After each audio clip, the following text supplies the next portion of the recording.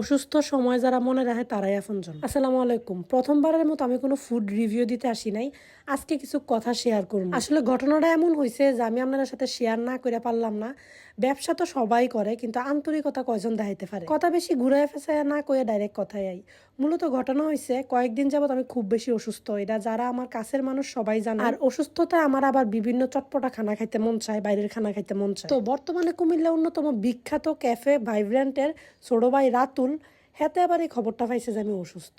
তো দেখেন সে কি কাণ্ড বাঁধাইছে। সে আমার রক্তেরও কেউ না, আপন কেউ না, অথচ আমি অসুস্থ শুই না, আর আমি খাবার খাইতে পারি না, বা আমার মোটামুটি হেলথের কন্ডিশন শুই না, সে আমার জন্য এই খাবারগুলা পাঠাইছে। আসলে আমরা সবসময় সবকিছু টাকা দিয়ে পরিমাপ করি, বা এই ব্লগের জগতে আসার পরে আমি অনেক মানুষের সাথে পরিচিত হয়েছি, কিন্তু আসলে আপন মানুষ বা কাছের মানুষ বলতে কয়জন রে ধরা যায়। নিজের কথা আপন মানুষও খবর রাখার প্রয়োজন মনে করে না। আসলে তার খাবারের চেয়ে তার আন্তরিকতার আমার চিরকাল মনে থাকবো। খাবারের টেস্ট নিয়ে আমি কিছু কমু না, কারণ তাইলে এটা পেড রিভিউ মনে হইব। তবে দামের লগে তুলনা করলে তার খাবার কিন্তু আসলেই অনেক মজা।